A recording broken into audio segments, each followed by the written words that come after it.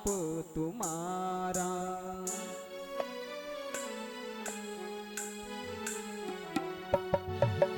है प्रसिद्ध जगत उजियारा, है प्रसिद्ध जगत उजियारा।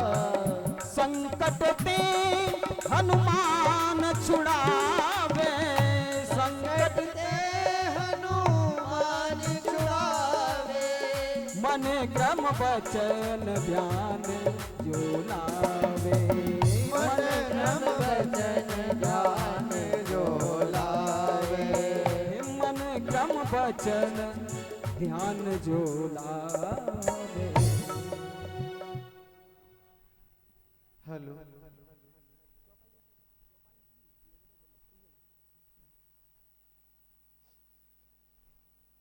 मेरे भाई बहन, संकट तो बहुत है सबको, मैंने आपको सबको पता है संकट में तो पूरा विश्व है। कहीं गोले, कहीं मिसाइलें, कितने प्रयोग हो रहे हैं, तो संकट में तो सब हैं। ऐसे में हमारा तो सबसे बड़ा गोला हनुमान जी है, संकट से हनुमान छुड़ावे। तो तीन बातें हैं और प्रश्न मैं करूंगा, उत्तर आपको देने हैं। सबसे पहली बात ध्यान देना, क्रोध करना चाहिए कि नहीं करना चाहिए?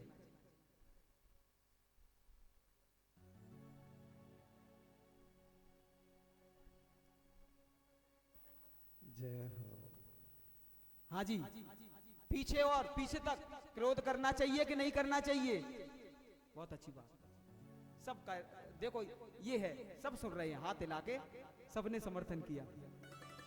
अब दूसरा प्रश्न करूंगा, किसी का दिल दुखाना चाहिए कि नहीं चाहिए? नहीं चाहिए, बहुत अच्छी बात। तीसरा प्रश्न है, झूठ बोलना चाहिए कि नहीं बोलना चाहिए?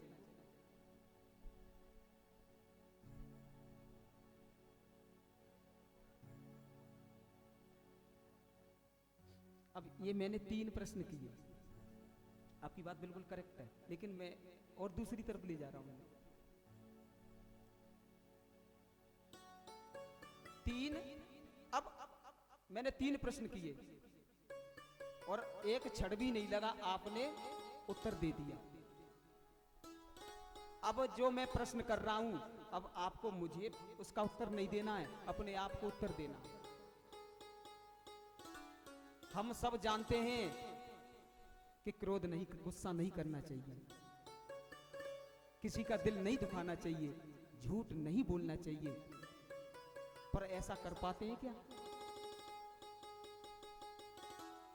नहीं कर पाते ना। यही तो है, जानाम्य धर्मम नचमे प्रवृत्ति और जानाम्य अधर्मम नचमे प्रवृत्ति। मैं धर्म को जानता तो हूं, लेकिन उस पर चलूंगा नहीं। धर्म क्या है इसको मैं पहचानता तो हूं, लेकिन मैं उस पर चल नहीं सकता। यही है मेरे भाई बहन।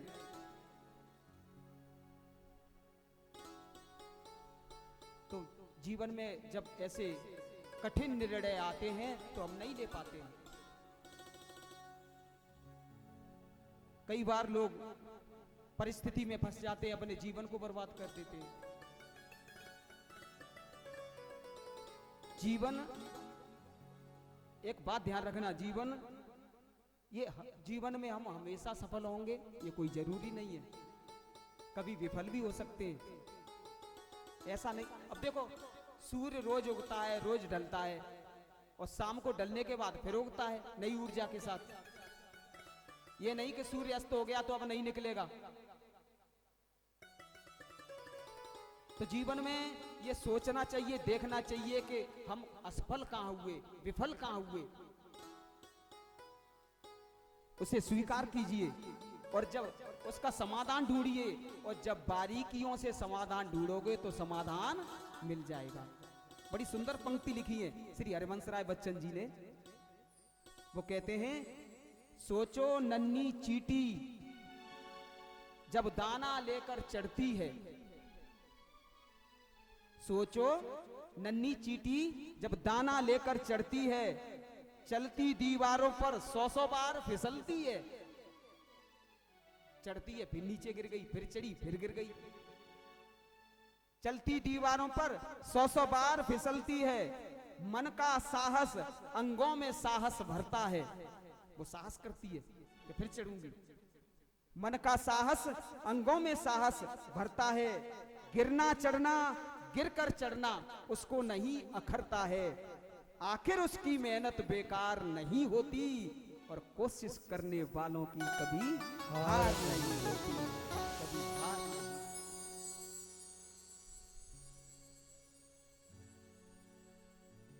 कोशिश करते रहोगे तो जीवन में कभी असफल नहीं होगे।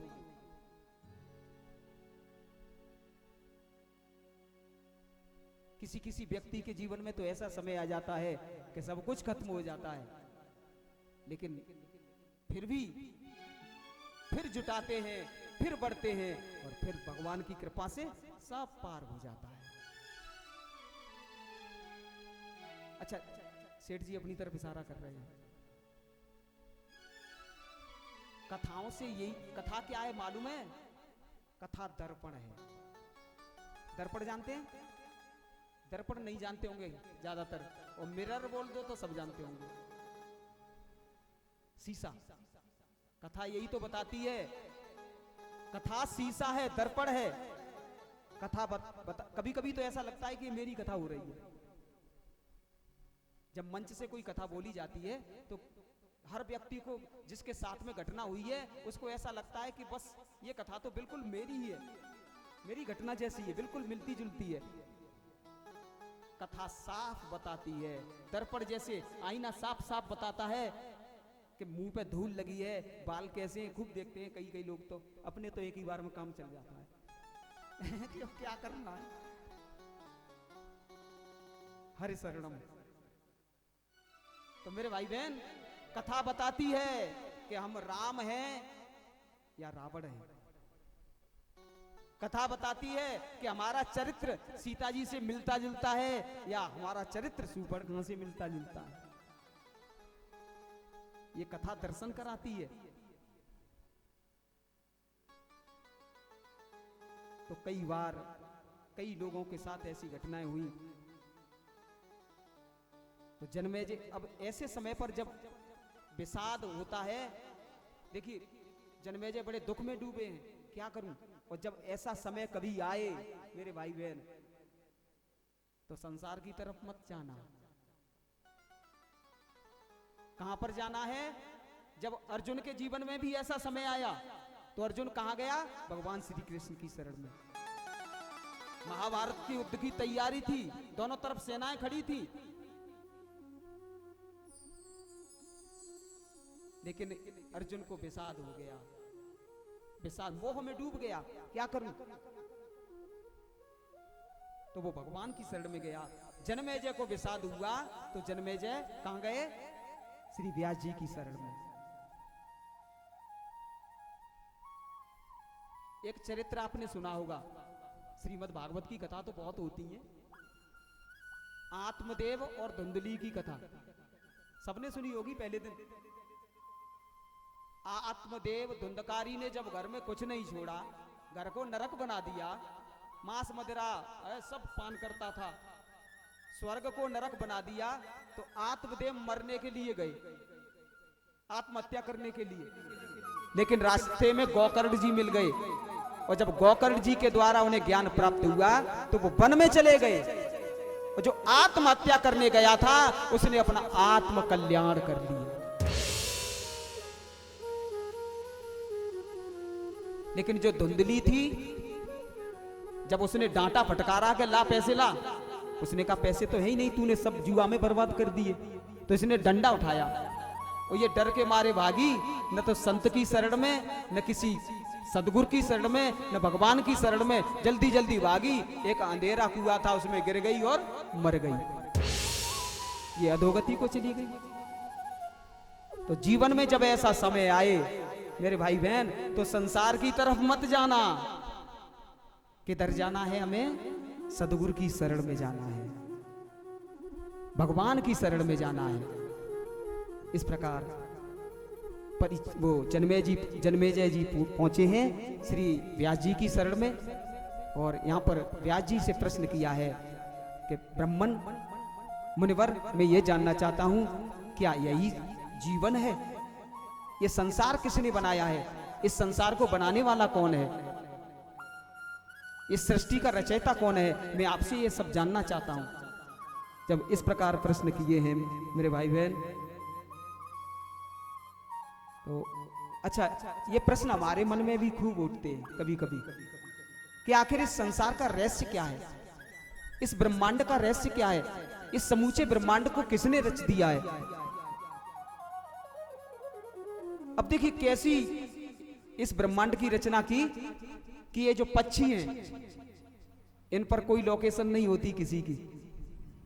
ये कल हम पे लोकेशन मांग रहे थे कि लोकेशन डाल दीजिए महाराज, ये लोकेशन से आए, लेकिन पक्षी देखिए उनके पास कोई मापदंड नहीं होता, कोई माप नहीं होता, और वर्षों तक जहां से आते हैं वहीं पहुंच जाते हैं, वर्षों तक बिना माप के उधर जा रहे हैं।